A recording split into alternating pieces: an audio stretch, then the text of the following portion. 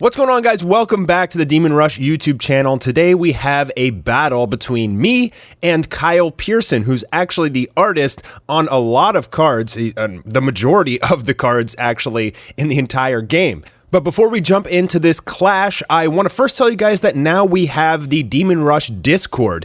And here in the Discord, you will be able to do things like play other people as long as they have a webcam.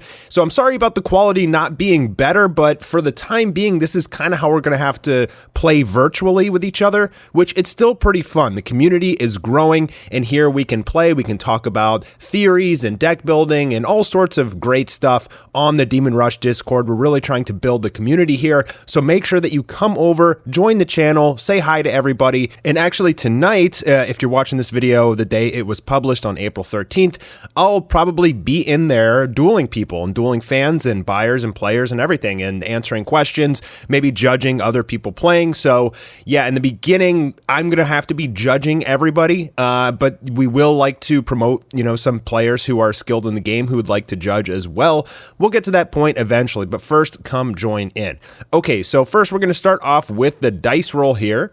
Kyle rolls a 1 and I roll a 4. I'm in the bottom right, and don't worry about Kyle using a evil playmat. It's like you can use whatever playmat you want, but people I guess technically would prefer, the faction that they're using, but you can use whatever you want. That really doesn't matter. So I'm going to go ahead, I'm going to draw 5 cards and then a 6th one to start my turn. And obviously I start at 10 Imperium, using 2 Imperium for Soren's effect, discarding the Ancient Coin, which allows me to draw another card, and then using Prayer Beads to replenish 1 and draw another card. Then playing Church of Dominus, and then dropping Warhorse. So huge opening first turn play, lots of draw power. The Citadel of Galroth, getting it out first turn is massive for the Holy deck because it's just going to make all of your cards less expensive in terms of Imperium and strengthen your fighters. So now it's Kyle's turn. I pass over to him, and he uses Soren's effect, also discarding the Ancient Coin to draw another card. Again, those Ancient Coins in the Holy deck are super, super strong. You should probably be running 3 of them if you are running Soren as a champion, because it's just an ability to draw an extra card like every turn. It's just super strong. Now Kyle is going to play Mystical Tiger of Legend, and I love that he's playing this card. He uses it to attack and destroy my Warhorse. Now Mystical Tiger, you're going to see in this clash here, like he just punishes me with this tiger and puts it to really good use. So I'm going to drop my Tower of Babel, which is going to cost me 4 now. It's 1 less expensive because of the Church of Dominus. And then I'm going to play Hero, the Master Priest, who only costs 3. You can use his effect to replenish. I'm going to try to, but Kyle is going to body obstruct him. So that's going to destroy my hero, the Master Priest, and unfortunately I cannot replenish my Imperium, so I'm stuck at 4. I think I did the Imperium incorrectly there. I'm going to use Soren's effect to draw a card and discard a card.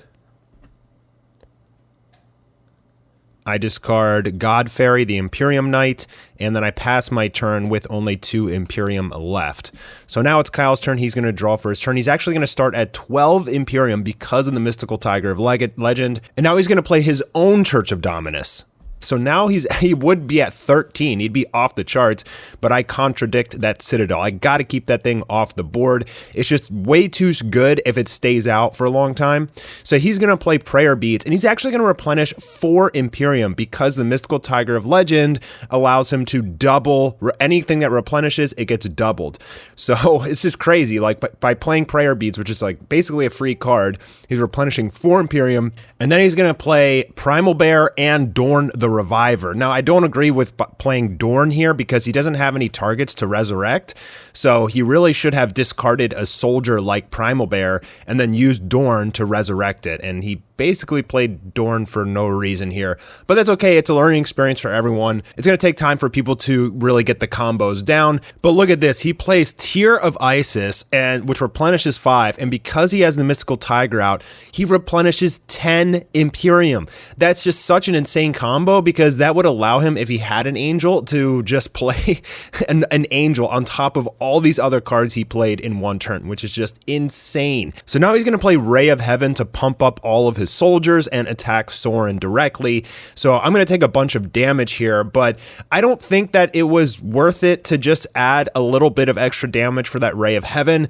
I think if he saved that for a bigger play, like here, for example, to destroy my angel, which I just dropped Cushiel, the Angel of Punishment, but he doesn't really need to do that. He's got a lot of protection. He plays Exodus. I think Exodus might be too overpowered. It only costs 1. It permanently negates a soldier and vanquishes them from the field for a single turn. So here he's going to try to team attack, and then he's going to use Primal Bear's effect to double his attack, but I am going to respond with Divine Intervention, which will return the bear back to his hand. Now, if during battle a soldier gets removed or added from the battlefield, you get a replay. So because he attacked with the Mystical Tiger and the Primal Bear, and then I removed Primal Bear from the battlefield, he doesn't have to crash his Tiger into my Angel. He gets to replay and reestablish what he wants to do. So he's going to use Soren's effect, discarding the Amulet of the Apostle, and then play Renee, the Spirit Maiden, and then he ends his turn. So now it's up to me, and I'm going to drop Zadkiel, another angel. I'm going to use Zadkiel's ability to destroy 1 card on the battlefield to target the Spirit Maiden, which uses her effect to prevent it from being destroyed. But then I'm just going to attack eventually and run over it and the Mystical Tiger. So both of his soldiers are going to be destroyed. So this is unfortunate because he had a pretty nice presence on the field. He was playing a lot of replenishment and all this sorts of stuff, but now he's running low on cards. I wish this video would show the number of cards in his hand. That's why I placed my hand down so he can count it. Oh man, then he plays Pristine Coffin. That is just so brutal. Here, you can hear my reaction. Oh man. That sucks, dude. Holy shit. I was waiting for you to exhaust. I was like, exhaust it out, man. Yeah, it was a nice play. And that's where Pristine Coffin really comes in strong. It kind of punishes your opponent for playing too many greater beings, and he just destroyed both of my angels. That's going to set me back quite a bit. So I'm going to draw for turn, and now I'm going to play Angelic Armor. This is one of my favorite cards, and I mean, I just have so much field presence right now. I have 2 structures and Angelic Armor. I can replenish a lot. I'm juiced up. I mean, Soren's at like 5 strength right now. He contradicts my Angelic Armor. That's a very smart move because Angelic Armor, it's similar to Church of Dominus. If it stays out for a long time and a lot of turns, it's just so strong. But he's out of Imperium. He's exhausted. So now I can play Dorn to resurrect my Great Bird, which allows me to draw a card and reveal it. And that's a coin, which now I can use Soren to discard that coin. So I'm just going off here, and I'm pretty sure he's out of cards and he's out of Imperium. I'm going to discard the coin, which allows me to get a soldier back. So I get Hero of the Master Priest. And now because my soldiers are stronger than his, because of my structures, my Dorn is way stronger than his, so he can attack, and then Great Bird can attack, and then even Soren can attack. So another thing, guys, the champions can attack. He's going to play another Pristine Coffin on me and destroy my Dorn and my Great Bird. But that's okay because Dorn, I mean, that was really just floaters. So now I'm going to drop Hero the Master Priest and Jacob the Paladin of Light, and I'm going to start abusing these soldiers and their abilities to replenish and recycle my spells. So let's see what I get here. I get the Ancient Coin back so I can start drawing into more angels is what I'm really trying to do here. I draw, I discard the coin, I draw again. Now I can use Hero to replenish 6, and I can just really pop off here. And because he's so exhausted, the field presence that I had with the structures and using Dorn as a floater has just given me so much advantage, and I'm going to be able to start taking over this battle. So I'm going to swing into his Soren, who's only at 1. My Jacob's at 6, and my Hero's at 5, and my Soren is at 4. So that's going to be a ton of damage. He's going to go for his turn, replenish back up to 10, and he's going to equip his Soren with the Spear of Destiny. So he's actually putting it in the wrong spot. I'm explaining to him here.